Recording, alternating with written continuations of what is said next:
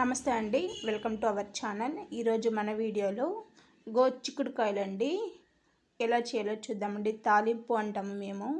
చిక్కుడుకాయలు సైడ్ డిష్గా రసంలోకి, అన్నంలోకి చాలా బాగుంటుందండి. మీరు కూడా ఒకసారి ట్రై చేయండి. అది ఎలా చేయాలో చూద్దాం రండి. చాలా టేస్టీగా బాగుంటుంది. పల్లి పౌడర్తో చేస్తున్నాము, అందువల్ల చాలా టేస్టీగానే ఉంటుందండి. దీని ప్రాసెస్ కూడా చాలా సింపుల్గా చేసేసుకోవచ్చండి, అంత బాగుంటుంది. ఇది నాటివండి చిక్కుడుకాయలు, నేను ఊరి నుంచి తెప్పించానండి. ఈ చిక్కుడుకాయలు బాగా శుభ్రంగా కడిగేసి లోపల పురుగంతా లేకుండా చూసుకొని ఇలా తుంచేసి పెట్టేసుకోవాలి.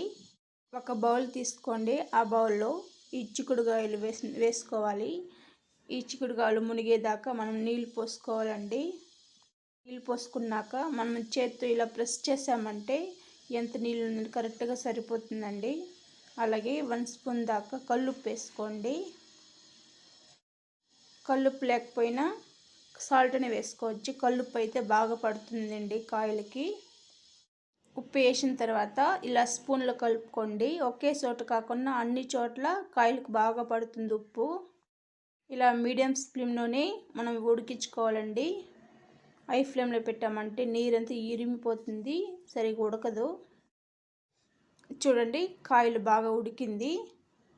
ఇలా మనం తుంచి చూసామంటే రెండు ముక్కలు సపరేట్ అవ్వాలి, ఉడికినట్టండి. చూడండి, కాయలు బాగా ఉడికింది. స్టవ్ ఆఫ్ చేసి ఒక జాలిగని తీసుకొని నీళ్ళంతా వంపేయాలండి. చూడండి, ఇలా వంపేసిన తర్వాత నీళ్ళు అనేది పూర్తిగా వంపేయాలండి.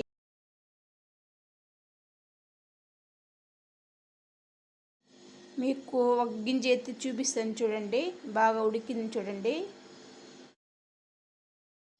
అదే కడాయి తీసుకోవాలండి. అదే కడాయిలో 1 స్పూన్ దాకా ఆయిల్ వేసుకోవాలి. ఎక్కువగా అంతా వేసుకోకూడదండి, తాలింపుకు తక్కువగానే వేసుకోవాలి. అలాగే ఆవాలు, మినపప్పు, పచ్చిశనగపప్పు వేసుకొని ఆవాలు చిటపట అయిందాక వేయించుకోవాలి. చూడండి, ఆవాలంతా చిటపట అయింది. ఇలాగే కరివేపాకు వేసుకోకూడదండి, లాస్ట్లో వేసుకోవాలి. గోచిక్కుడుకాయలు ఉడికించుకుంది వేసుకోవాలండి. 1 స్పూన్ దాకా పసుపు వేసుకోవాలి. అలాగే పల్లీ పౌడర్ అండి, వీడియో పెట్టాను చూడండి. పల్లీ పౌడర్ వేసుకొని ఇలా కొద్ది కొద్దిగా వేసుకొని కలుపుకోవచ్చు మీరు. నేనైతే ఒకేసారి వేసుకున్నాను. ఒకేసారి గబగబా కలుపుకోకుండా ఇలా నిదానంగా కలుపుకోండి. చూడండి, చాలా ఈజీగా చేసేసుకోవచ్చు. మీరు కూడా ఒకసారి ట్రై చేసి ఎలా వచ్చింది కామెంట్ చేయండి.